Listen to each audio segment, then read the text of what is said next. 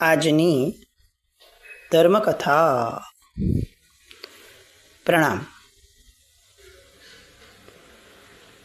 ગુજરાતની પાટણની રાજ્યસભાનો એ વાદ અને એનો નિર્ણાયક દિવસ.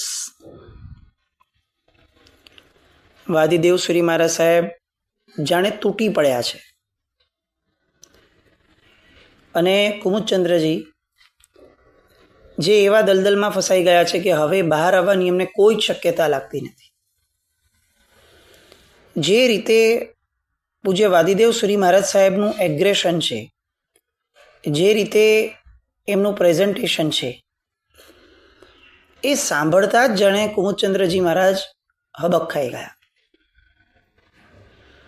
એમની સુધબુધ જાણે ગુમાવી બેઠા. એ હદ સુધી સ્તબ્ધ થઈ ગયા હતા કે વાદીદેવ શ્રી મહારાજ સાહેબ શું બોલી રહ્યા છે એ સાંભળવામાં પણ એમનું ધ્યાન ન રહ્યું. લાગ લગાટ એક સાથે એક ધારી 84 દલીલો અને એ 84 દલીલોના 84 તર્કો. એમ લાગે કે ફક્ત બોલી જ રહ્યા છે, આખો દિવસ બોલી રાખશે, એટલું એમની પાસે બોલવા પણ. કંઈ પણ વિચાર્યા વગર, કોઈ પણ પ્લાનિંગ વગર, કોઈ પણ જાતના પ્રિપેરેશન વગર કોઈ એક વ્યક્તિ જ્યારે આટલી હદ સુધીની દલીલો સામા પક્ષની સામે મૂકી રહ્યા હોય ત્યારે આપણને ખરેખર એવું લાગે કે જો એક છદ્મસ્ત વ્યક્તિની સંજ્ઞા, વાચા, મતિ એ જો આટલી બધી પાવરફુલ હોઈ શકે તો કેવળ જ્ઞાન કેવું હોઈ શકે. જેમનો મતિજ્ઞાનનો વિસ્ફોટ આ હદ સુધી થયો છે કે એક દલીલની પાછળ 84 તર્કો અને એવી 84 દલીલો અને કોઈ વસ્તુના આધાર વગર બોલવાનું નજર સામે રાખ્યા હતા. ફક્ત ને ફક્ત પોતાના મતિજ્ઞાનના આધાર ઉપર, પોતાની યાદ શક્તિ, ગ્રહણ શક્તિ, તર્ક શક્તિ એ બધાના આધાર ઉપર એક પણ જાતના ઇન્ટરપ્શન વગર બોલવું. જો આને પણ મતિજ્ઞાન કહેવાતું હોય તો કેવળ જ્ઞાન કેવું હશે? આપણી કલ્પના બહારનું છે, કારણ કે આપણે પ્રિપેરેશન વગર તો 5 મિનિટ બોલી નથી શકતા. સામાન્યપણે પણ કંઈ આપણે બોલવું હોય તો આપણને એમ થાય કે ભાઈ મારી તૈયારી નથી.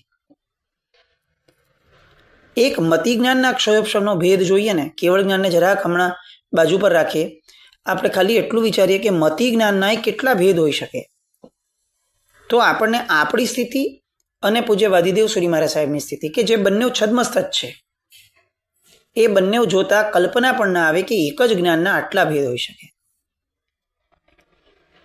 આજે શ્રાવણ સુદ પાંચમ છે. આમ પાંચમની આરાધના એટલે આપણે હંમેશા એવું વિચારીએ કે જ્ઞાનની આરાધના થાય. વર્ષોથી આપણામાંના કેટલા બધા લોકો જ્ઞાનની આરાધનાઓ કરતા હશે. પાંચમના ઉપવાસ, પાંચમના એકાસણા, પાંચમના સાથિયા, બહુ જ આરાધક ભાવ સાથે આપણે બધું જ કર્યું હશે. આપણા લક્ષ્યાંકો શું? 5 જ્ઞાનની આરાધના, એના દ્વારા પામવું શું છે? એના વિચારોની સ્થિરતા કેટલા સમય માટેની આપણે કેળવી હશે? અને હું માનું છું કે બહુ પૂર્ણ લક્ષ્યાંક સાથે આપણે કરતા હશો. આમાં કોઈ ભૌતિકતા કે કોઈ વ્યવહારિક ઈચ્છા કાંઈ નહીં હોય. જ્ઞાનની આરાધના છે, નિતાંતપણે એ જ્ઞાન માટેની જ હશે. પણ કેટલીક વાર આપણને પ્રશ્ન થાય કે વર્ષોના વર્ષો સુધી પાંચમની આરાધના ન છોડનાર વ્યક્તિએ જ્ઞાનના ભેદ ભણવા માટેનો પ્રયત્ન કેટલો કર્યો હશે. મને જ્ઞાન ચડે એટલા માટે હું પાંચમની આરાધના કરું છું, આવો એક વ્યવહાર શિરસ્તો છે. ચાલો, મારાથી ગોખાતું નથી, પણ હું એટલીસ્ટ જ્ઞાન શું છે એ સમજવા માટે સમય કાઢું. આવો સમય કાઢવા માટેની ઈચ્છા પણ વર્ષોના વર્ષોમાં કેટલી વાર થઈ હશે. કેટલી બધી વાર ખમાસમણા આપ્યા હશે. જ્ઞાન પાંચમના ખમાસમણા આવે, આપણે બધાએ આપ્યા હશે. 51 ભેદ, મતિજ્ઞાનના કેટલા, શ્રુતજ્ઞાનના કેટલા, એ પણ આપણને ખબર હશે. કયા ભેદ, એ ભેદનો અર્થ શું, એ સમજવાનો આપણો પ્રયત્ન કેટલો. કેટલા વર્ષોની આરાધનાએ પણ આપણને એના ઊંડાણમાં જવા માટે ક્યારેય પ્રેર્યા નહીં. આ આપણી પરિસ્થિતિ. અને પૂજ્ય વાદીદેવ શ્રી મહારાજ સાહેબની વાચા શક્તિ, એમની ધ્યાન શક્તિ, ઊંડાણમાં જવાની શક્તિની કલ્પના કરીએ કે એમને વાદીવેતાલ સુરી મહારાજ સાહેબે ઉત્તરાધ્યાયનજી ઉપર લખેલી ટીકા, એના તર્કો, એમાં કેટલું ઊંડું ગહન ચિંતન કર્યું હશે કે અત્યારે આકસ્મિક આવેલી પરિસ્થિતિએ પણ પોતે અસ્ખલિતપણે દલીલો ઉપર દલીલો રજૂ કરી શકે છે. ભગવાન આગળ પાંચમની આરાધનાથી ખરેખર કંઈ ફળ માંગવું છે તો એવું માંગીએ કે ભગવાન મને ઊંડાણ આપશે, મારી લંબાઈને પહોળાઈ વધે એનો મને વાંધો નથી, પણ હું જેટલું શીખ્યો છું, પામ્યો છું, એટલીસ્ટ એની ઊંડાણમાં જવાની મતિ મારામાં પ્રગટે. અને તો શું થશે તો કે જે ભણ્યા છે એના ઊંડાણમાં જતા જતા જતા આપણે સ્વયં આપણા ઊંડાણમાં જવાનો પ્રયત્ન કરશું. અંતિમ લક્ષ્ય તો એ જ છે. કેવળ જ્ઞાન જ્યારે પણ આવશે ત્યારે એ બહારથી ઉડીને આવવાનું જ નથી. કોઈ આપણામાં એ મૂકી નથી દેવાનો, અચાનક આવીને કોઈ ગિફ્ટ નથી આપવાનું. એ પ્રગટશે ત્યારે આપણા ઊંડાણમાંથી જ પ્રગટશે. આ દેહના ઊંડાણમાં જે આત્મપ્રદેશો પડ્યા છે એ આત્મપ્રદેશોની શુદ્ધિકરણનો વિસ્ફોટ જ્યારે થશે અને દરેકે દરેક એક આત્મપ્રદેશ જ્યારે પૂર્ણ શુદ્ધતાને પામશે ત્યારે આપોઆપ જે પ્રગટશે એ કેવળ જ્ઞાન હશે. એ સમયે એ જ્ઞાનનો વિસ્ફોટ કેવો હશે એની ઝાંખી આપણને આપનાર પૂજ્ય વાદીદેવ સુરી મહારાજ હદની સુધી, આપણી કલ્પના બહારની હદની સુધી વાદીદેવ સુરી મહારાજ સાહેબ તૂટી પડ્યા. આખી સભા બધા સ્તબ્ધ છે. શ્વેતાંબર પક્ષને પણ એવું લાગ્યું કે આ શું ચાલે છે, આ હદ સુધીનું જ્ઞાન 38-39 વર્ષના વ્યક્તિમાં. એટલે આપણને કોઈ જોઈને વાંચીને બોલવા કે ને તો પણ આપણે આટલું ન બોલી શકીએ. અને પિન ડ્રોપ સાયલન્સની વચ્ચે પૂજ્ય વાદીદેવ શ્રી મહારાજ સાહેબ પોતાની તમામ દલીલો એ પૂર્ણ કરે છે. જ્યુરીના સભ્યો પણ આમ મોઢું વકાસીને ઊભા હશે કે આ શું ચાલી રહ્યું છે, આ કેવો વાદ છે. એટલે આમ સિંહની જેમ તૂટી પડ્યા છે. વારો હતો કુમુદચંદ્રજીનો, એમણે કંઈક જવાબ આપવાનો છે, પણ જવાબ અપાય કેવી રીતે? જે પ્રશ્નો જ નથી ખ્યાલ આવ્યા એના જવાબની વિચારણા કરવાની, એની સામે દલીલો કરવાની શક્યતા જ ક્યાં મળવાની? બહુ આમ ખળભળાટ સાથે કેટલીક સેકન્ડો આમ જાણે બેભાન અવસ્થામાં આવી ગયા હોય એવી અવસ્થામાં રહ્યા પછી આજુબાજુના સાધુ ભગવંતોએ, એમના શિષ્યોએ કદાચ એમને જરાક હચમચાવ્યા હશે કે સાહેબ આપણે કંઈક બોલવું પડશે. અને ત્યારે કુમુદચંદ્રજી બહુ જ સહજ ભાવે તૂટતા અને કચવાતા અવાજ એવું કહે છે કે જરાક મારું ધ્યાન વિચલિત થઈ ગયું હતું, મારે આ તર્કોને ફરીથી સાંભળવા પડશે, હું એને ધારણ ન કરી શક્યો. કશો વાંધો નહીં. પૂજ્ય વાદીદેવ સુરી મહારાજ સાહેબ બે હાથ જોડી વિનમ્રતાથી કહે છે, હું ફરીથી મારી દલીલો રજૂ કરીશ. ગોખેલું જ્ઞાન નહોતું કે આપણે બોલ્યા ને હાશ ચાલો હવે ભૂલી ગયા. ઊંડાણથી આવતું જ્ઞાન એ જીવને ક્યારે પણ પરાધીન નથી થવા દેતું, કારણ કે સ્વાધીન જ્ઞાન છે. એ એની ખુમારી છે ને એ અલગ જ હોય. એને કોઈની તમા ન હોય, કોઈ પરિસ્થિતિની પણ નહીં ને કોઈ વ્યક્તિની પણ નહીં. એને કોઈનો ભય ન હોય, એને કોઈ નિષ્ફળતાનો ભય નથી, એને કોઈ સફળતાનો મદ નથી, કારણ કે એ સહજ છે. સિદ્ધરાજ જયસિંહ વિચારે છે કે આમ કેવી રીતે ચાલે? તમારે ધારણ કરવું જોઈએ ને ભાઈ. આ વાદનો નિયમ છે કે સામો જે બોલે તરત ધારણ કરો અને ધારણ કરીને તરત એને પ્રત્યુત્તર આપો. હવે આટલું બધું ફરીથી બોલશે સાહેબ? એ કંઈ પણ કહેવા જાય એ પૂર્વે વાદીદેવ સુરી મહારાજ સાહેબે સ્વીકારી લીધેલું. નમ્રતાની, વિનયની મૂર્તિ કેવી હોય? ઘરે બેસાડવી હોય તો આવું બેસાડો. વાદીદેવ સુરી મહારાજે ફરીથી પોતાની દલીલો બહુ શાંત ચિત્તે રજૂ કરી. એક દલીલો ધીમે ધીમે બોલતા જાય છે.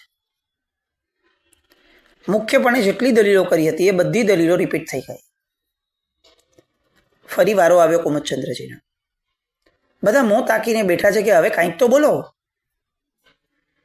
અને કુમુદચંદ્રજી હાથ જોડીને ફરીથી જ્યુરીના સભ્યોની સામે કહે છે, મારી ઉંમરના કારણે મારાથી કેટલીક દલીલોને મારાથી ફરીથી ગ્રહણ નથી કરી શકાય.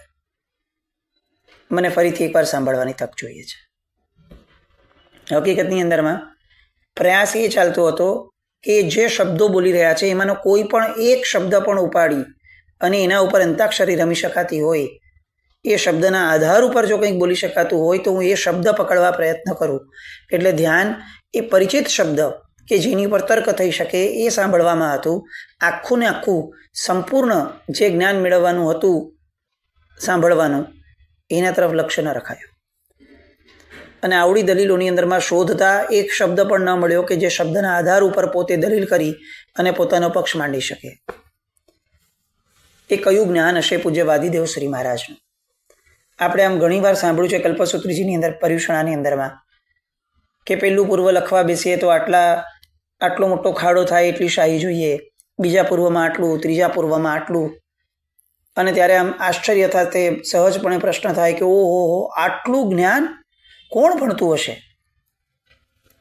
અને વાદીદેવ સુરી મહારાજ સાહેબને અત્યારે આ સ્થિતિમાં જોઈએ તો આપણને ખરેખર એવું લાગે કે આ બધા જ ભણ્યા હશે. આપણે તો એકચ્યુઅલ અભણતા માટે જ જન્મ્યા હતા અને અભણ થઈને જ મરવાના. વાદીદેવ સુરી મહારાજ સાહેબને હજી પણ કશો વાંધો નથી. ફરી પાછા પોતે શરૂ કરે છે. જ્ઞાની છે ને એ નમ્રતાથી જ શોભે છે અને નમ્રતાથી જ એની આદેયતા જગતમાં સ્વીકાર્ય બને છે. કોઈને ઉતારી પાડવાથી કદાચ એ સમયે આપણે જીતી જઈએ, એ સમયે કદાચ લોકોમાં આપણી વાહવાહી થઈ જાય, પણ એનું આયુષ્ય દીર્ઘ નથી રહેતું. જે પુણ્યમાં શુભતા નથી ને એ પુણ્ય ક્યારેય પણ મેળવવા લાયક નથી. કારણ કે એ બહુ ક્ષણિક રહેવાનું, એ વિનાશી રહેવાનું. એવું નહીં કે પુણ્ય વિનાશ પામી જશે, પણ એ હદ સુધી કે પુણ્ય દ્વારા આપણામાંથી કેટલીક વસ્તુઓનો વિનાશ થઈ જશે. ઝૂકવાની જેને આદત નથી એને તૂટવાની તૈયારી રાખવી પડે. અને કુદરત એને તોડ્યા વગર ક્યારેય રહેતી નથી. અહીંયા તો ઊંધો ખેલ છે. જેને ખરેખર ઝૂકવું જોઈએ એની અકડ તૂટતી નથી, અને જેને ઝૂકવાનો કોઈ પ્રશ્ન જ નથી બચ્યો હવે, એમને ઝૂકવામાં કશો વાંધો નથી. ખરું જૈન શાસન અહીંયા છે. આ જૈન શાસનનું સ્વરૂપ લોકો સુધી જો આપણે પહોંચાડ્યું હોત, જગત સુધી પહોંચાડ્યું હોત, આપણી જાત સુધી પહોંચાડ્યું હોત અને પછી જૈન શાસનની આરાધના કરી હોત, તો આજની વર્તમાન પરિસ્થિતિઓમાં જૈન શાસનમાં આજે જેટલા પ્રશ્નો છે એમાંના બહુ ઓછા બચ્યા હોત. પોતે જીતવાની અણી પર છે એમ નહીં, પોતે જીતવાના પૂર્ણ હકદાર છે. પોતાનો વિરોધી પણ એમ કહી શકે કે બરાબર છે યાર, વાત પૂરી કરો, આ શું વારંવાર આવું બોલો છો, સ્વીકારી લો, કે નથી ખ્યાલ આવતો? પણ ના. અને તેમ છતાં એક વિકલ્પ જેટલો પણ માનસિક વિરોધ નથી. ભગવાનનું શાસન આ છે, ખરું જ્ઞાન આ છે. વિદ્વત્તા અને જ્ઞાનનો ફરક આ છે. જ્ઞાનસ્ય ફલમ વિરતિ, એ જે શબ્દ વપરાય છે ને એ આ છે. એવું નહીં કે દીક્ષા લઈ લેવી, એવું કે તમારી રતિ અને અરતિ એ બંનેઓ આ જ્ઞાનની પરિણતિ જેવી પ્રગટે એટલે મંદ થઈ જાય. સહજ ભાવની અંદરમાં આવવું એ વિરતિ છે.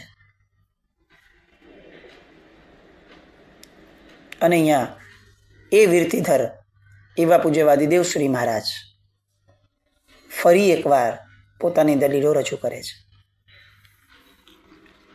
અને હવે છેલ્લે ફરીથી કુમુદચંદ્રજી કંઈક બોલવા જાય, ફરીથી કંઈક છીંડા કાઢી અને એમાંથી નીકળે કે ભાઈ આમની હજી એકવાર, ત્યાં જ જ્યુરીના સભ્યો એ બહુ સ્પષ્ટપણે લોક લાગણી અને પોતાની લાગણીને માન આપી અને એવું કહે છે કે હવે ફરીથી રિપીટ નહીં થાય. અને ત્યારે કુમુદચંદ્રજી હાથ જોડીને કહે છે કે મારી ઉંમરનો વિચાર કરો, મારી યાદશક્તિ આટલી બધી પ્રબળ નથી. જો તમને અને પૂજ્યદેવ શ્રી મહારાજને વાંધો ન હોય તો મને લિખિતમાં આ બધું આપો, તો હું એને નજર સામે રાખી અને હું કંઈક એ દિશામાં આગળ વધી શકું. અને જ્યુરીના સભ્યો હવે એક શરત મૂકે છે કે જો દેવસુરી મહારાજને માન્ય છે તો લિખિતમાં આપવામાં કશો વાંધો નથી, પણ એનો અર્થ એ થશે કે હવે મૌખિક વાદનો આ રાઉન્ડ જે છે એ અહીંયા પૂરો થશે અને મૌખિક વાદની અંદરમાં પૂજ્ય વાદીદેવસુરી મહારાજ શ્વેતાંબર પક્ષ એ વિજેતા ઘોષિત થશે.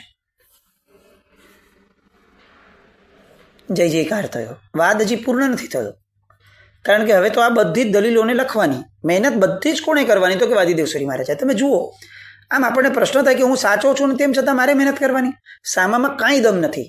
સારું, વાતને ખાલી ખેંચી રાખે છે ચ્યુઇંગમની જેમ, અને તેમ છતાં મારે એની માટે મહેનત કરવાની.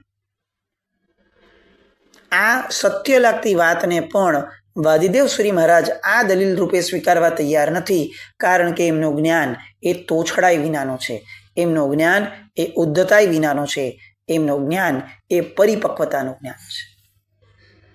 જગત સાથેનો મૈત્રીનો ભાવ શું હોઈ શકે એ આપણને આવી ક્ષણોમાં સમજાય કે હારું સામો વ્યક્તિ કારણ વગર ફક્ત હેરાન જ કરે છે, દેખાય છે, અને તેમ છતાં લેશ માત્ર પણ એના પ્રત્યે એક અસદભાવ કરવાનું પણ કોઈ કારણ દેખાતું નથી. વૈર તો બહુ દૂરની વસ્તુ રહી, વિખવાદ ને વિવાદ પછીના રહ્યા, એક એમના પ્રત્યે અસદભાવ પણ વાદીદેવસુરી મહારાજ સાહેબને થતો નથી. ખરેખર વાદની અંદરમાંથી કંઈ મેળવવું છે આપણે તો આ મેળવીએ. વાદીદેવસુરી મહારાજ સાહેબનું જ્ઞાન હજુ એવું જ્યારે બોલીએ ને ત્યારે આવું બોલીએ કે વાદીદેવસુરી મહારાજની જ્ઞાનની પરિણતિ અમને હો છો. લિખિત વાદ માટે પણ તૈયાર થાય. આવડા બધા શિષ્યો છે, આટલા બધા આચાર્ય ભગવંતો પોતાના શિષ્યત્વ તરીકે પામેલા છે. કોઈને પણ કહી દીધું કે ભાઈ તમને બધાને જેટલું યાદ છે ચાલો લખવા લાગો, આ પહેલું ચેપ્ટર તમે લખો, બીજું તમે લખો, ત્રીજું તમે લખો. કરી શક્યા હોત ને, કરવાના અધિકારી બી હોત ને. ન જ્યુરીને વાંધો આવ્યો હોત, ન સિદ્ધરાજ જયસિંહને વાંધો આવ્યો હોત. બેઠેલી સભા તો આમ પણ હવે તમને વિજેતા ઘોષિત કરવા માટે તૈયાર બેઠી છે. પણ તેમ છતાં બધી જ દલીલોને પોતે પોતાના હાથેથી લિખિત કરવા માટેનો પ્રારંભ એમણે કર્યો. હું જ લખીશ. આ ઉદારતા આ જૈન સાધુનું લક્ષણ છે. આપણે જે સંવેગી પરંપરામાં છીએ ને, એ સંવેગી પરંપરા આટલી ઉજ્જવળ આજે પણ આટલા વર્ષે આવો પ્રશ્ન ક્યારેય ન કરતા. આવા બધા મહાપુરુષોના દર્શન કરી લેશું ને આપણા પ્રશ્નો શમી જશે. સંવેગી પરંપરાનો મૂળ અર્થ જ આ છે. એ લોકોનો સંવેગ, એ લોકોનો વિરાગ, એ લોકોની ઉજ્જવળતા એ સામાન્ય લૌકિક માણસની કલ્પના બહારની હોય. અને એટલે જ કદાચ આ લોકોત્તર શાસનને પામેલા વ્યક્તિઓ હતા એવું કહી શકે. લૌકિકતાનો છાંટો ન મળે. લખવા બેઠા પૂજ્ય દેવસુરી મહારાજ એક એક દલીલ અક્ષરશઃ લખી રહ્યા છે. આ બાજુ કુમુદચંદ્રજી પાસે સમય મળ્યો છે, હજી લખાણ લખશે તો ઘણો સમય લાગશે. એ સમયમાં એ પોતે ડિસ્કશન કરે છે, પોતાના શિષ્યોને, પોતાની સાથે રહેલા વ્યક્તિઓને પૂછે છે, તમને આમાંથી કાંઈ પણ સમજાય છે કે આપણે કઈ વસ્તુનો શું વિરોધ કરી શકાય? કોઈ વસ્તુ યાદ છે એ બોલ્યા હતા એમાંની? હવે ગુરુની જ સ્થિતિ જ્યારે નબળી છે ત્યારે શિષ્ય પાસે તો શું અપેક્ષા રાખી શકાય? બધાએ કીધું કે અમે અવાચક બની ગયા છીએ, અવાક બની ગયા છે. આવી રીતે કોઈ દલીલ કરે, આવી રીતે કઈ કચ્ચર ગાણ બોલાવે, જાણે શત્રુ પ્રત્યે કોઈ કરતા કોઈ દયા ન બચી હોય એવી રીતે ખતમ કરી નાખ્યું. સમૂળગું બોલવા માટેનો એક નાનકડો પણ અવકાશ ન રાખ્યો. કુમુદચંદ્રજી વિચારે છે કે કેટલાક સમય માટે ઠાલ્યું છે આ પરાજયને, પણ આ પરાજયને ગમે તે ભોગે મારે ખાળવું પડશે. આ બાજુ દેવસુરી મહારાજ તૈયાર થઈ ગયા.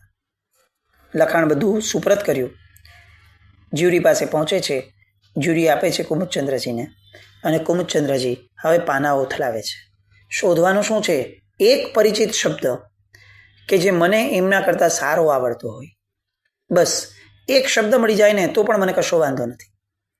અને બધા એક એક જણ એક વિશ્વાસમાં છે કે એક અક્ષરની પણ ભૂલ વાદીદેવ સુરી મહારાજની થઈ જ ન શકે. અને બધા રાહ જુએ છે કે હમણાં શરણાગતિ સ્વીકારશે, હમણાં બોલશે કે ભાઈ આમાંથી તો કંઈ દલીલોનું મને બહુ સમજણ પડતી નથી એવું બોલી અને સીધું મોઢામાં તરણું લેશે કે ભાઈ આપણે હાર્યા. બસ આની જ રાહ જોવાય છે. પણ કુદરત કોનું ના, એને જે કરવું છે ને એ ખેલ નિરાળા છે. આપણી કલ્પનાથી અતીત જ્યારે કંઈક થાય ને ત્યારે એ કુદરતનું વર્ચસ્વ આપણે સમજી શકીએ. નહીં તો આપણો નશો એમ જ કહે કે હું જ સૌથી મોટો. અને કુદરતે એ કુમુદચંદ્રજીને હજી એક તક આપી, અને એવી તક આપી કે જેના આધાર ઉપર હવે સામા પક્ષે સોંપો પડી ગયો. એક જ દાવો, અને એક દાવ એવો રમ્યા કે જેના આધાર ઉપર જ્યુરીના સભ્યોમાં પણ વૈચારિક મતભેદ આવી ગયા કે આ તો ન ચાલે. અને પછી શું થાય છે? ખરાખરીના ખેલમાં બાજી અહીંયાથી ત્યાં જે ફરે છે એમાં એકચ્યુઅલી શું થાય છે? હવે આટલી બધી મેઘા શક્તિ, આટલી બધી સ્મરણ શક્તિ, આટલી બધી તીવ્ર તર્ક શક્તિવાળા વાદીદેવ સુરી મહારાજ સાહેબ, એમના પક્ષને એકદમથી શાંત થઈ જવું પડે એવું તે શું મળ્યું? એ આવતીકાલે આપણે જોઈશું. જીનાજ્ઞા કંઈ પણ બોલાય તો મિચ્છામિ દુક્કડમ. જય નમ, જય અતિશાસન.